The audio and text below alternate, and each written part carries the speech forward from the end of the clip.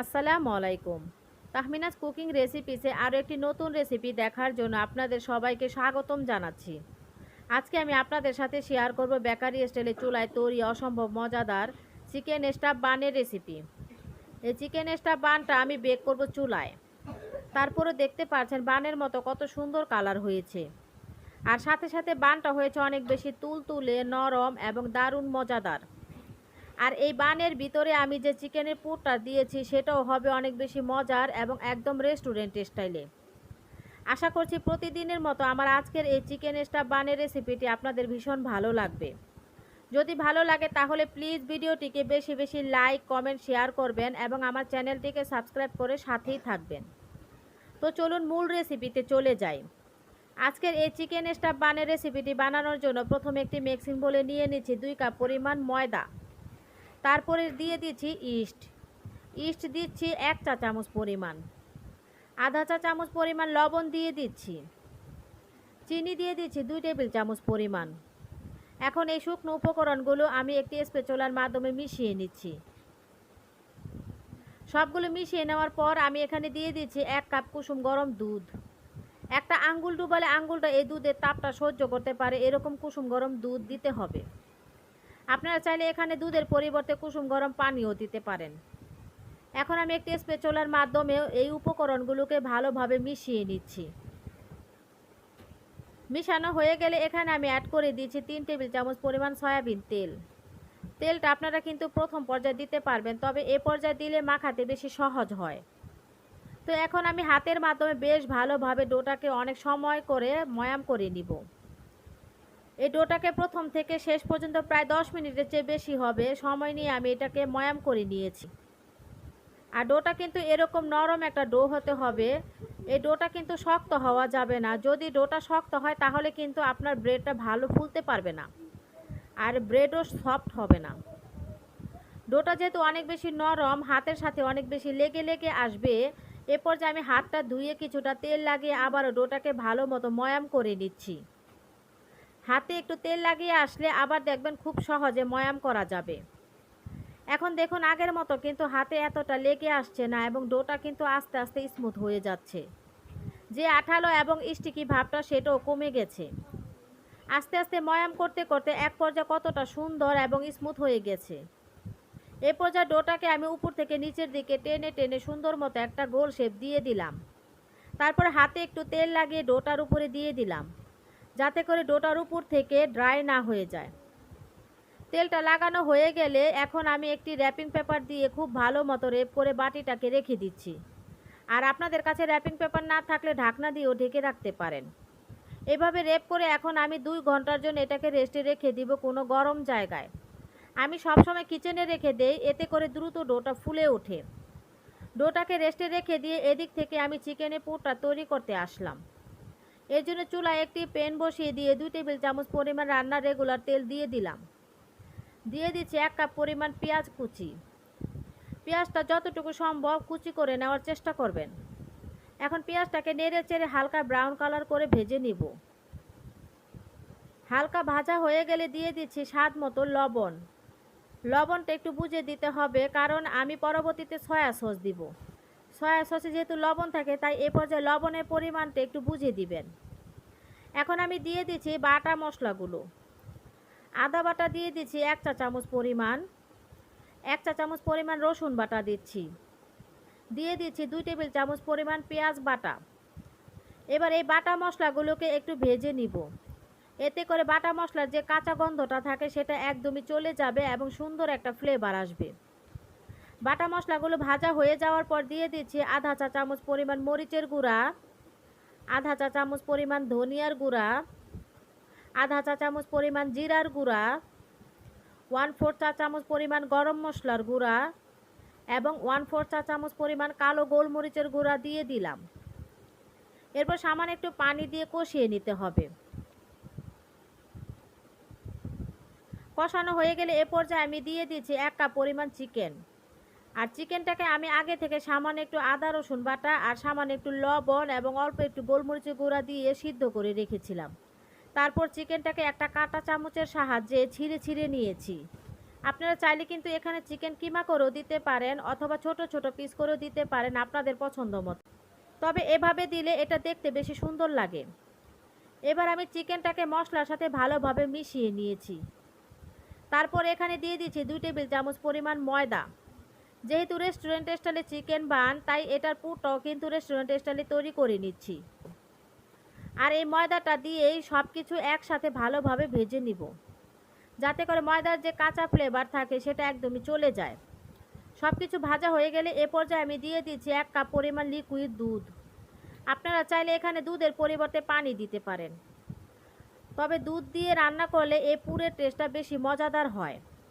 এখন একটু নেড়ে চেড়ে দুধটাকে ভালো মতো মিশিয়ে নিচ্ছি। মিশানো হয়ে গেলে দিয়ে দিচ্ছি আধা টেবিল চামচ সয়া সস, 1 টেবিল চামচ পরিমাণ দিয়ে দিচ্ছি টমেটো সস এবং দিয়ে দিব সামান্য একটু লেবুর রস। রান্নার শেষের দিকে 3টি উপকরণ দিলে এই পুরটার টেস্টটা অনেক বেশি মজাদার হয়। এ পর্যায়ে আমি সব কিছু নেড়ে চেড়ে ভালোভাবে মিশিয়ে নিচ্ছি।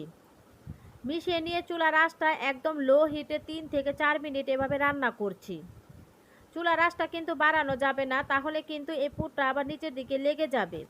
আর যেহেতু এখানে ময়দা দেওয়া হয়েছে, এটা অনেক বেশি ঘন হয়ে যাবে। তো 3 থেকে 4 মিনিটের মতো রান্না করে নেওয়ার পর তেলটা উপর থেকে ভেসে উঠেছে আর খুব সুন্দর একটা কালার চলে এসেছে পুরের মধ্যে। তার মানে আমার পুরটা রান্না করা একদমই হয়ে গিয়েছে। এখন আমি চুলাটা বন্ধ করে দিচ্ছি আর আপনাদেরকে একটু কাছে থেকে দেখিয়ে দিচ্ছি পুরটা কতটা সুন্দর এবং জুসি হয়েছে। আশা করছি দেখেই বুঝতে পারছেন এই পুরটা অনেক মজার। আপনার যে কোনো ধরনের স্ন্যাক্স আইটেম এই পুরটা দিয়ে তৈরি করতে পারবেন। তো পুরটা রেডি হয়ে যাওয়ার পর এবার আমি পরবর্তী ধাপে চলে আসলাম। এদিক থেকে আমি যে ডোটা রেস্টে রেখেছিলাম 2 ঘন্টা হয়ে গিয়েছে। ডোটা কিন্তু দেখুন ফুলে ডাবল হয়ে গেছে। এখন আমি হাতের মাধ্যমে ডোর ভিতরে যে বাষ্প ক্রিয়েট হয়েছে সেগুলো বের করে দিচ্ছি। বাষ্পটা বের করে ডোটা আরও 1 মিনিট ময়াম করে নিচ্ছি। তারপর ডোটাকে আমি সমান 6টি ভাগে ভাগ করে নিচ্ছি। এই তো ডোটাকে আমি সমান 6টি ভাগে ভাগ করে নিয়েছি। এখন বাটিটা একটু সাইডে রেখে আর বোর্ডের মধ্যে কিছুটা ময়দা ছিটিয়ে দিচ্ছি। এরপর এখানে আমি 1 ভাগ ডো নিয়ে নিলাম। নিয়ে এই ময়দার মধ্যে প্রথমে এখানে ঘুরিয়ে ঘুরিয়ে গোল শেপ দিয়ে দিচ্ছি। তারপর হাত দিয়ে এরকম চেপে চেপে দিচ্ছি। এখন এটাকে একটি বেলনির মাধ্যমে আমি এটাকে বেলে নিব। বেলে এটাকে লম্বা ধরনের রুটি তৈরি করব। এই রুটিটা গোল হবে না, একটু লম্বা হবে এবং রুটিটা খুব বেশি পাতলাও হবে না, আবার খুব বেশি মোটাও হবে না, এরকম করে তৈরি করব। রুটিটা বানানো হয়ে গিয়েছে। এবার আমি যে চিকেনের পুরটা তৈরি করে রেখেছিলাম সেখান থেকে চিকেনের পুর এই রুটির মধ্যে দিয়ে দিচ্ছি। পুরটা কতটুকু দিবেন সেটা একান্তই আপনাদের পছন্দ অনুযায়ী ডিপেন্ড করে। এখানে আমি আমার পরিমাণ মতো দিয়ে দিচ্ছি। এভাবে দিয়ে সুন্দরভাবে একটু চেপে চেপে সব দিক থেকে সমান করে দিয়েছি। এখন একটি ব্রাশের মাধ্যমে রুটিটার এপাশে মাঝখান দিকে আমি কিছুটা পানি ব্রাশ করে দিচ্ছি। আসলে প্রসেসটা আপনাদেরকে দেখে বুঝে নিতে হবে প্রথম থেকে শেষ পর্যন্ত আমি কাজটা কিভাবে করছি। এবার রুটিটা টেনে এনে উপর থেকে আমি এই পাশে সুন্দর করে সিল করে নিয়েছি পানিটার সাথে। সিল করা হয়ে যাওয়ার পর এখন আমি উপরের অংশটাকে কেটে নিব। তো দেখতেই পাচ্ছেন, আশা করছি স্ক্রিনে আমি কিভাবে কাজটা করে নিচ্ছি। এই তো সম্পূর্ণ অংশটা কেটে নেওয়া হয়ে গিয়েছে। কেটে নেওয়া হয়ে যাওয়ার পর ব্রাশের মাধ্যমে আবারও আমি এপাশে কিছুটা পানি দিয়ে দিচ্ছি ব্রেডের উপরের অংশটাকে। তারপর এই দিক থেকে প্রতিটি কাটা অংশ ধরে ধরে উপর থেকে আমি এভাবে বের করে করে দিয়ে দিচ্ছি আর সাইডটা একটু আঙ্গুল দিয়ে চেপে দিচ্ছি। তো প্রতিটা কাটা অংশ কিন্তু একটা একটা করে এভাবে এনে এনে এরকম করে দিয়ে দিতে হবে। এই তো ফ্রেন্ডস, এরই মধ্যে আমার একটা স্টাফ বানের শেপ দেওয়া হয়ে গেছে। কিভাবে শেপটা দিলাম আশা করছি দেখে আপনারা বুঝতে পেরেছেন। এখন আমি একটি ট্রের মধ্যে কিছুটা ময়দা ছিটিয়ে রেখেছিলাম, তার উপরে স্টাফ বানটা রেখে দিচ্ছি যাতে করে নিচে থেকে লেগে না যায়। তো রেখে দেওয়ার পর এভাবে আমি বাকি স্টাফ বানগুলো রেডি করে নিচ্ছি। এই তো ফ্রেন্ডস, একে একে আমার সবগুলো চিকেন স্টাফ বানে শেপ দেওয়া হয়ে গিয়েছে। এখন আমি চিকেন স্টাফ বানগুলোকে রেস্টে রেখে দিব। 20 মিনিটের জন্য একটা কাপড় দিয়ে ঢেকে দিচ্ছি। তো ফিরে আসছি 20 মিনিট পর। ফ্রেন্ডস, 20 মিনিট হয়ে গিয়েছে। এরই মধ্যে দেখুন চিকেন স্টাফ বানগুলো অনেকটাই কিন্তু ফুলে উঠেছে। এখন আমি যে ট্রেতে আমি বেক করব সেই ট্রের মধ্যে কিছুটা অয়েল ব্রাশ করে আমি এখানে 3টা স্টাফ বান নিয়েছি। এ পর্যায়ে এখানে আমি একটি ডিমের কুসুম এবং 1 টেবিল চামচ দুধ এখানে ভালোভাবে মিশিয়ে রেখেছিলাম, সেটা উপর থেকে ব্রাশ করে দিচ্ছি। যেহেতু এটা চুলায় বেক করব তাই সুন্দর একটা কালার আনার জন্য অবশ্যই ডিমের কুসুম এবং সামান্য একটু দুধ একসাথে মিশিয়ে এভাবে ব্রাশ করে দিবেন, তাহলে দেখবেন বানের উপর অনেক সুন্দর কালার আসবে। সবগুলা বানের উপর আমি সুন্দরভাবে এই মিশ্রণটা ব্রাশ করে নিয়েছি। এ পর্যায়ে আমি এর উপরে থেকে দিয়ে দিব কিছু সাদা তিল। সাদা তিল দিলে বানটা দেখতে অনেক বেশি সুন্দর এবং আকর্ষণীয় লাগবে, তবে আপনারা চাইলে এই স্টেপটা স্কিপ করতে পারেন। এরই মধ্যে চিকেন স্টাফ বানগুলো বেক করার জন্য একদম রেডি হয়ে গিয়েছে। সরি আপুরা, এখানে 3টা বান দিলে জায়গা হবে না, তাই ট্রেতে 2টি বান দিয়ে বেক করে দেখাচ্ছি, আর বাকিগুলো আমি সেম প্রসেসে বেক করব। তো এখন আমি বেক করতে চলে যাচ্ছি চুলায়। চিকেন স্টাফ বানটা বেক করার জন্য চুলায় লো আছে একটা সিলভারের হাঁড়ি আমি 10 মিনিট আগে থেকে বসিয়ে রেখেছিলাম। হাঁড়ির নিচে আমি 3টি কাগজ দিয়ে দিলাম এবং কাগজের উপরে দিলাম একটি স্ট্যান্ড। এবার স্ট্যান্ডের উপরে আমি এই চিকেন স্টাফ বানটা বসিয়ে দিলাম। আর নিচে কাগজ দিলে ব্রেডের মধ্যে খুব দ্রুত কালার চলে আসে, তবে কাগজ ছাড়াও কিন্তু কালার আসে, সেক্ষেত্রে সময়টা একটু বেশি লাগে।